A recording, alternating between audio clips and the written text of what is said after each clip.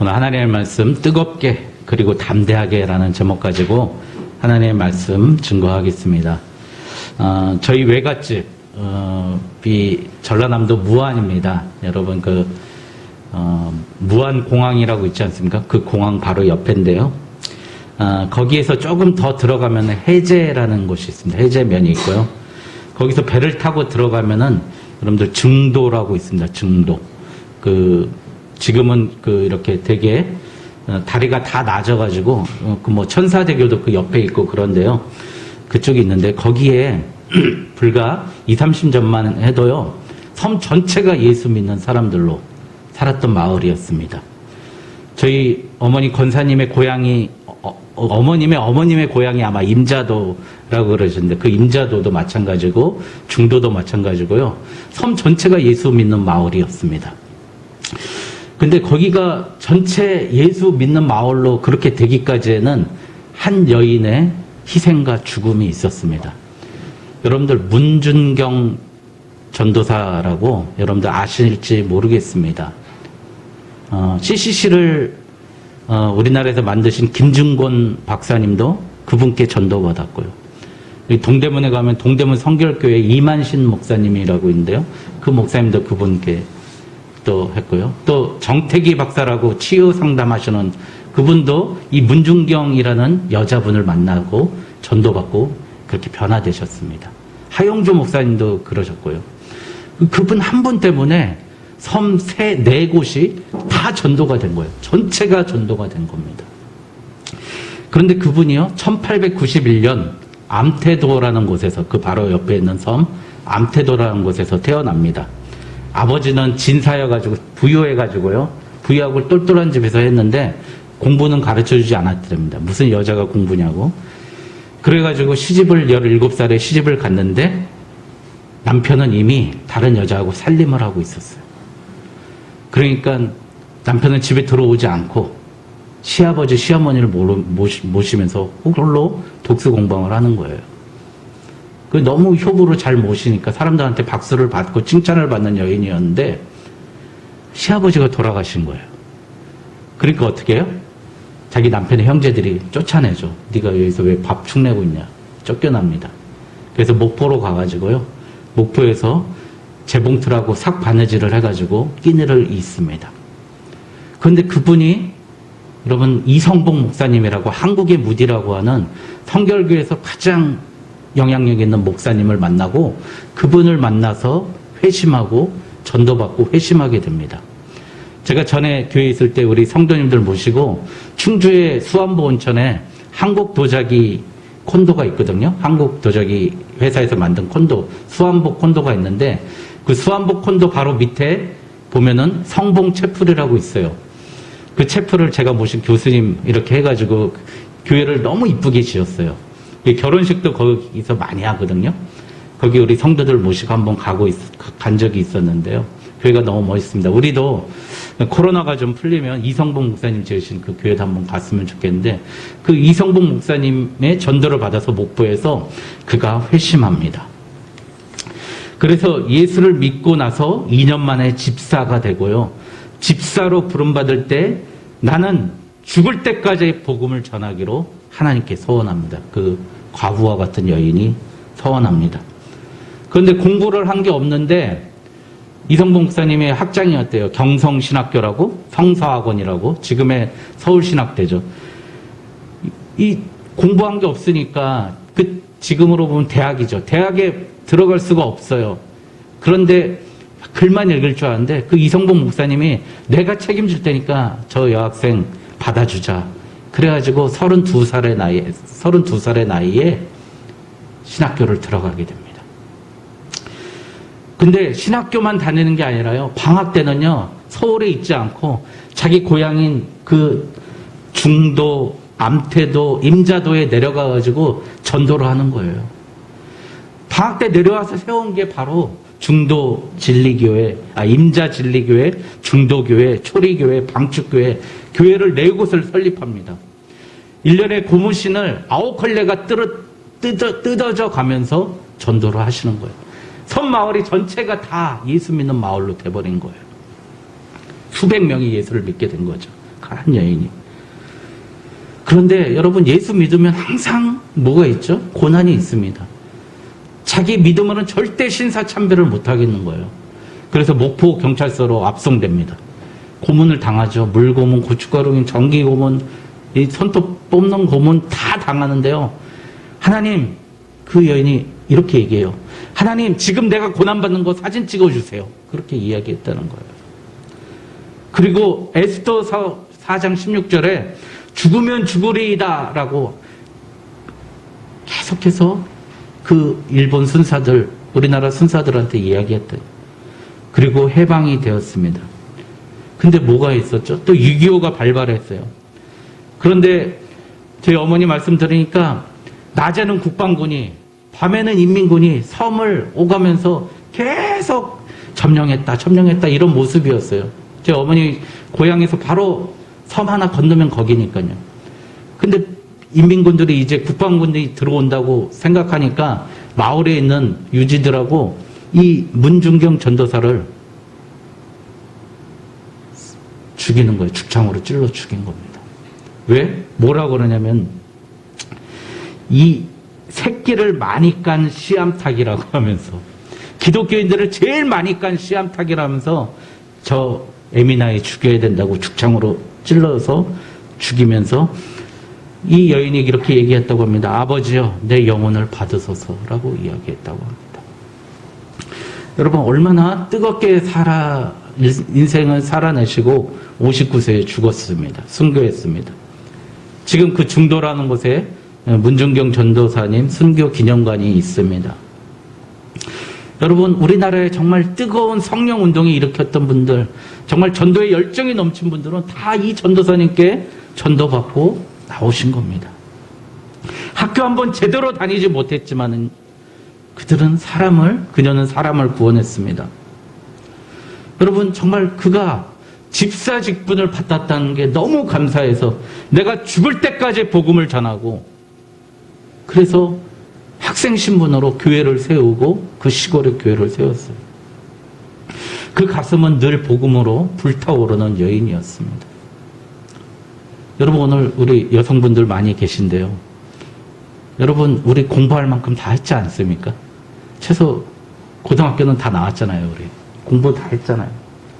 왜 우리는 이만큼 못할까요? 저도 왜 이만큼 못할까요? 그 마음속에 죽으면 죽으리라, 내가 뭐 하나님께 헌신하겠다는 그 마음 끝까지 지켜나가지 못했기 때문입니다. 여러분, 명품 인생은 오늘 주보에 썼지만 자기가 결단한 자기의 신념과 자기의 색깔을 끝까지 지켜나가는 게 명품 인생이에요. 근데 우리는 내 색깔도 없어요. 사실 색깔이 없어요. 내 존재가 뭔지도 잘 모른다는 거예요. 오늘 그랬던 사람들이 있습니다. 여러분, 클로버라고, 여러분 이렇게 좀 지식 있고 똑똑하고 지혜 있는 그 단어가 클로버 아닙니까? 여러분, 우리 어렸을 때 가방이 클로버 가방도 많이 있었죠. 저도 그걸 맸던 것 같은데, 그 클로버 가방, 그 클로버라는 사람이 오늘 성경에 나옵니다. 글로바라고 그 사람이 나와요.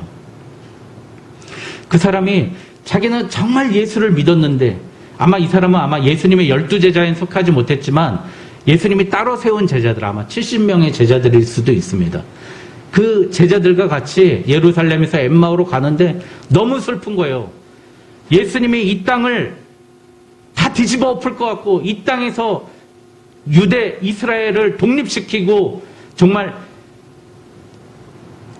유대교가, 예수 그리스도가 유대교를 살려낼 수 있는 그 왕인 줄 알았어요, 사람들은. 그런데 허무하게 어떻게 돼요? 십자가에 달려 죽고, 죽을 때 단 한마디 얘기도 못하시고 돌아가십니다. 그래서 그 마음속에 자기가 가졌던 모든 꿈이 져버렸어요.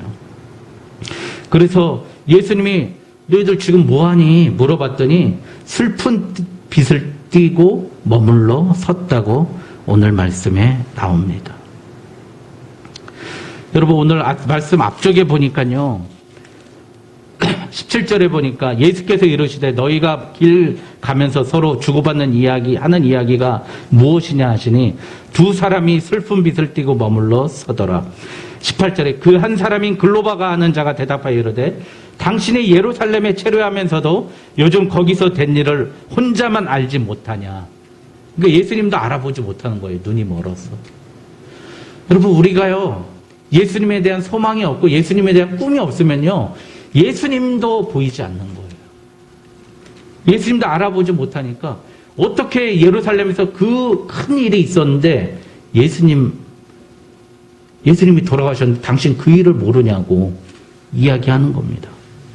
그랬더니 오늘 말씀에 오늘 읽으셨던 25절에 이 미련하고 선지자들이 말한 모든 것을 마음에 더디 믿는 자들이요 그들을 책망하시고요 말씀을 가르쳐 주십니다.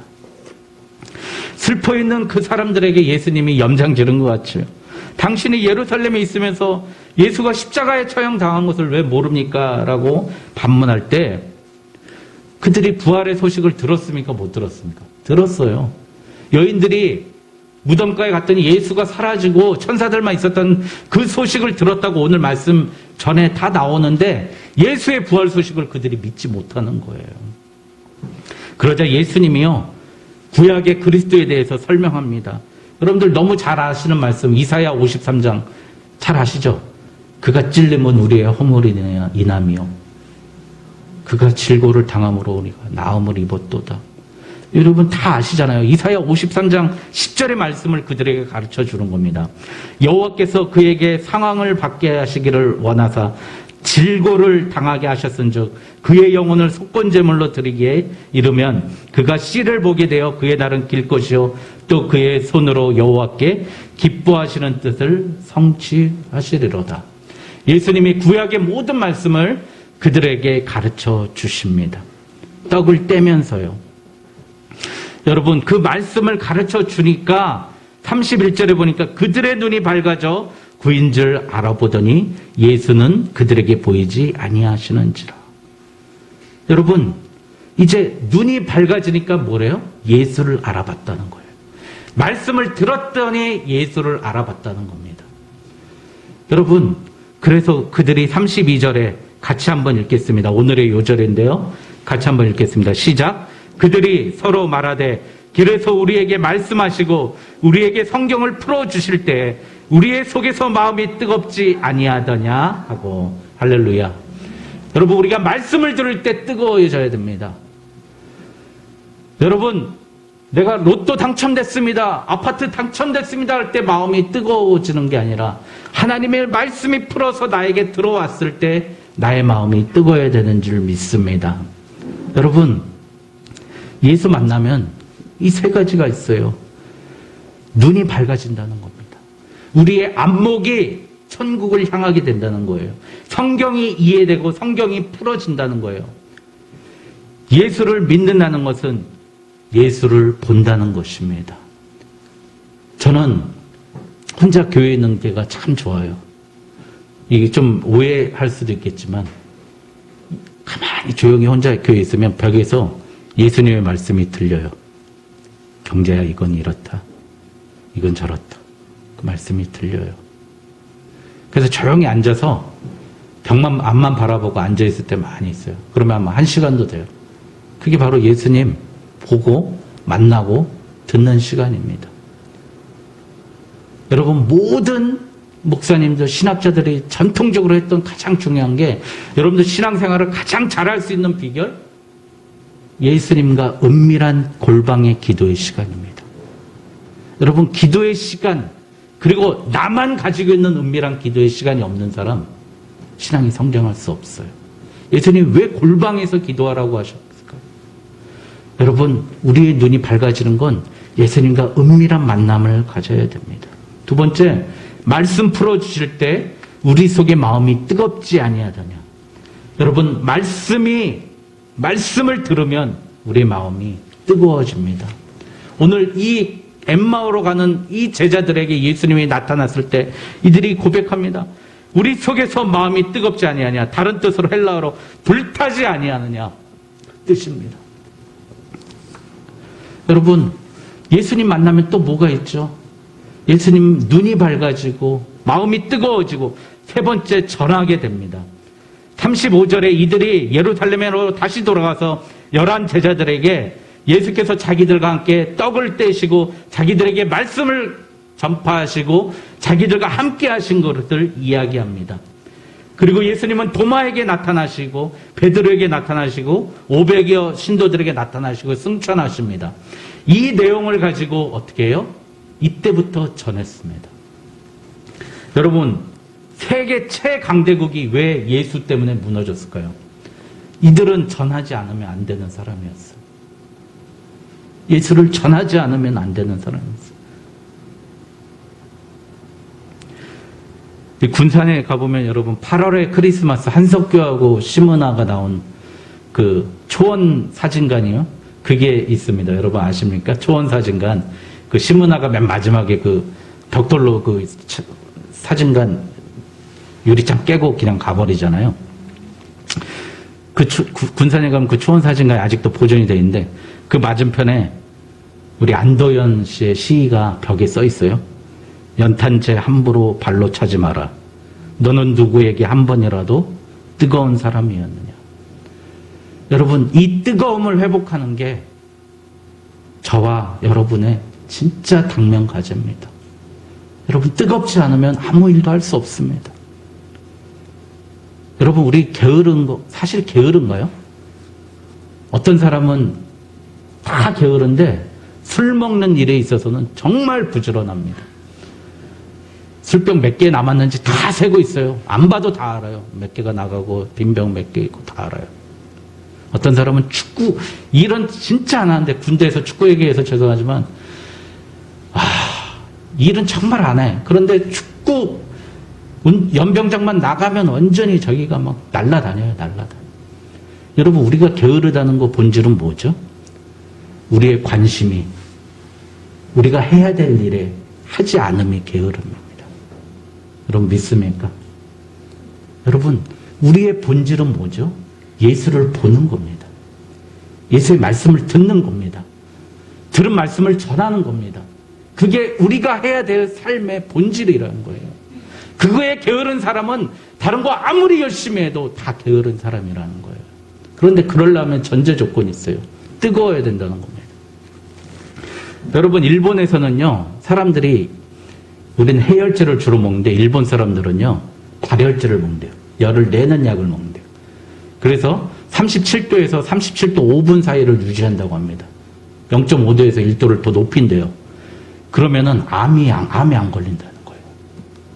잔병 치레가 없다는 거예요. 여러분, 몸에서 열이 나면 악한 것들이 물러갈 줄 믿습니다. 우리 마음이 뜨거워지면 모든 악한 것이 물러갈 줄 믿습니다. 여러분, 우리 땀을 내야 이 노폐물이 나가잖아요. 땀을 내야 노폐물이 나가잖아요. 노폐물이 뭐예요? 오래되고 우리 썩어지고 나쁜 것들 아닙니까? 그것이 열을 내면 모든 것이 나가게 돼 있어요. 불출되게 돼 있습니다.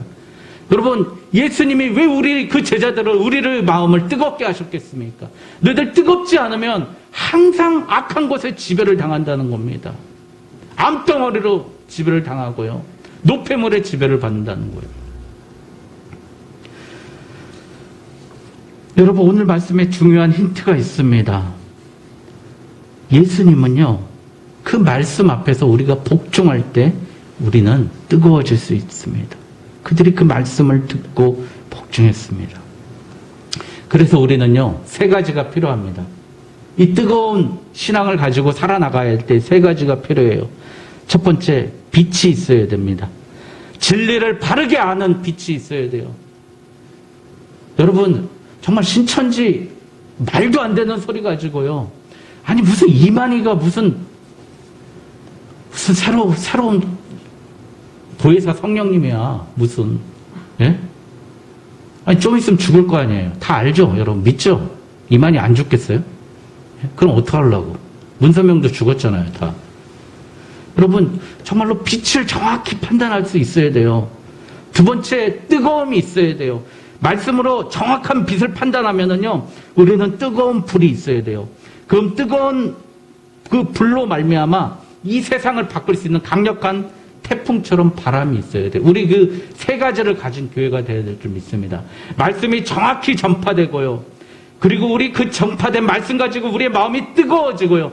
그 뜨거움 가지고 세상을 휘들어 뒤집어 엎는 태풍과 같은 사람들이 나와야 될 줄 믿습니다. 어려운 거 아닙니다. 단 한 가지 뜨거우면 됩니다. 여러분, 예수님이 오늘 그렇게 말씀하십니다. 우리 2월달 달력에 보니까 사도행전 1장 5절에 이렇게 예수께서 승천하시면서 몇 날이 못되어 성령으로 세례를 받으라고 하십니다. 여러분, 그 뜨거운 태풍과 같은 바람을 주님께서 우리에게 주시겠다는 겁니다. 우리 건강한 사역자라는 책이 있습니다. 7장에 사역의 도구는 하나님의 말씀과 기도라고 하십니다. 여러분, 오늘 공원 권사님이 기도해 주셨는데 권사님 말씀을 정말 많이 들으시고 읽으시는 것 같아요. 말씀 속에 성경 구절이 너무 많이 녹여 있었고 감사합니다. 하나님이 사용하시는 도구는 말씀과 기도라고 합니다. 어떤 목사님이 43년간 목회하고 은퇴하면서 자기 아들한테 이제 물려줬는데 아들이 되게 고전을 하더래요. 그래서 아들한테 이렇게 얘기했습니다. 얘들아, 일에는 항상 균형을 이루어야 한단다. 너희가 교회에서 늘 기도만 하고 성경은 보지 않는다면 빛은 없고 열만 내는 사람이며 지식은 없고 열심만 있는 사람이다. 그러나 기도는 하지 않은 채 성경만 본다면 열은 없고 빛만 발산하는 셈이지. 그러면 너희는 교회가 아닌 성경 학교를 맡아 사역하는 것과 같다. 여러분, 말씀과 기도가 균형을 이루어야 된다는 거예요. 이 말씀을 예수님께서 하셨어요. 요한복음 15장 7절에 참 포도나무 비유에서요. 너희가 내 안에 거하고 내 말이 너희 안에 거하면 무엇이든지 원하는 대로 구하라. 그리하면 이루리라. 할렐루야. 우리가 하나님의 말씀을 믿고 구해야 하나님이 무엇을 구하든지 이루어 주신다는 겁니다. 우리 하나님의 말씀을 구하고 있습니까? 하나님이 원하시는 그 말씀의 뜻을 구하고 있습니까? 8절에 15장 8절에 너희가 열매를 많이 맺으면 내 아버지께서 영광을 받으실 것이요 너희는 내 제자가 되리라. 여러분, 열매 맺는 사람이 제자라는 거예요. 열매 없으면 제자 아니라는 겁니다. 여러분, 예수는 항상 내 안에 계십니다. 예수가 없다면 우리는 차갑고 냉랭할 수밖에 없습니다. 우리 성령이 충만하다는 말의 원뜻은요, 충만이라는 뜻은요, 내가 지배받고 있다라는 뜻입니다. 우리는 성령에 충만해야 됩니다. 성령의 지배를 받아야 돼요. 그래야 뜨겁게 나아갈 수 있습니다. 바로 오늘 이 이야기를 하려고 합니다. 여러분, 이제 우리 죄송하지만 성도님들 말장난 그만합시다. 강단에서 저도 말장난하지 않겠습니다.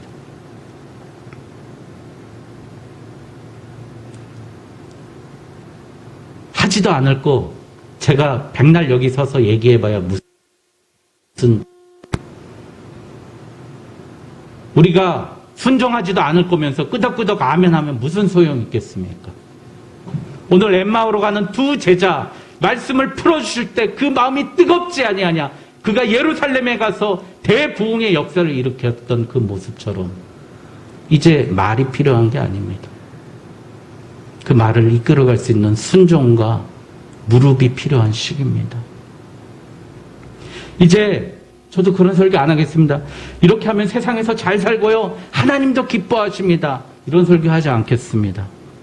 이제 저는 죄송하지만 하나님의 제물이 되겠습니다. 하나님의 번제단에서 나를 태우고요. 오직 하나님을 위해서만 사는 사람이 되겠습니다.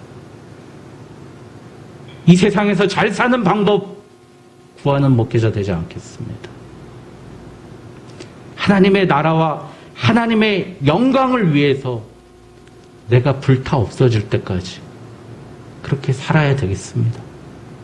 저부터 그렇게 살겠습니다, 여러분. 그러니 우리 지금 하나님 영광 아닌 일부터 싹 끊어버립시다. 스마트폰, 쇼핑, 음란물, SNS, 술, 담배, 도박, 게으름, 약속 어김, 비난, 분노, 욕설, 태만, 교만, 시기, 더 이상 이것과 같이 가면서 하나님을 기쁘시게 할 수 없습니다. 열매 맺을 수 없습니다. 여러분, 나는 하나님의 제물로 삼아주소서. 나는 하나님의 제물로만 하나님의 영광 아닌 일은 가감히 끊겠습니다. 그 결단을 해야 될 것 같습니다. 왜냐하면은 이렇게 해버리면 두 가지를 다 같이 가버리면 이건 시간 낭비예요. 돈 낭비예요. 정력 낭비고 아무것도 열매를 맺지 못하는 낭비 아니겠습니까, 여러분?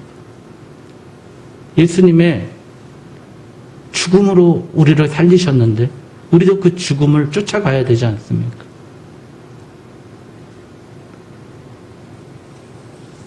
여러분, 정말 저도 하나님 만나면서 예배가 없는 곳에 하나님 예배 세워주시옵소서. 교회를 두 곳이나 건축을 하고요. 또 이 교회를 개척했습니다. 그때 마음을 어제 곰곰이 생각해 봤어요. 하나님께 영광 돌리는 일이 무엇일까? 하나님께 예배 드리는 일이 가장 영광 드리는 일 아닌가? 그렇게 생각하면서 교회를 세웠는데 자꾸 만족하는 거예요. 세상에 만족하는 거예요. 세상에 눈이 팔려 있는 거예요.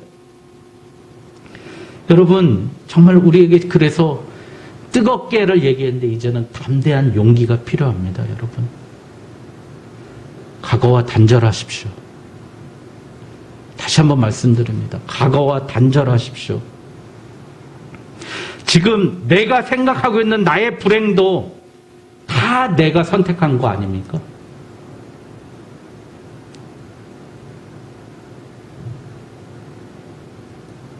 어떤 사람은 계속 게으르게 살아요. 근데 그 게으름이 왜 그 게으르게 살까요? 그 사람은 그 게으르게 사는 게 자기 일생에서 가장 편하기 때문에 자기가 선택하는 거예요. 나는 게으르게 살아도 먹고 살 수 있으니까 게으르게 사는 거예요.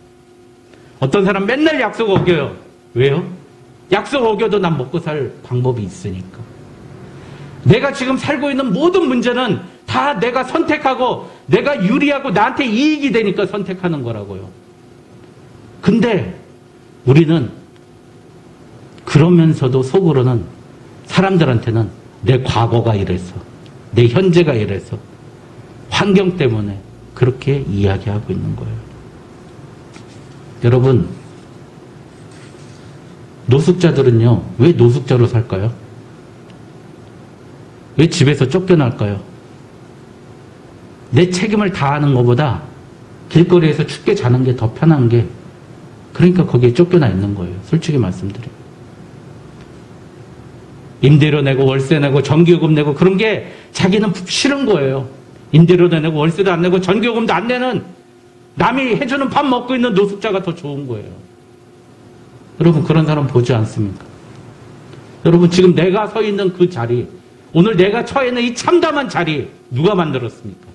예수님이 그렇게 만들었습니까? 내 과거가 그렇게 만들었습니까? 아니요. 내가 그렇게 만들었어요. 그게 바로 사탄의 종로로 타는 사람들입니다.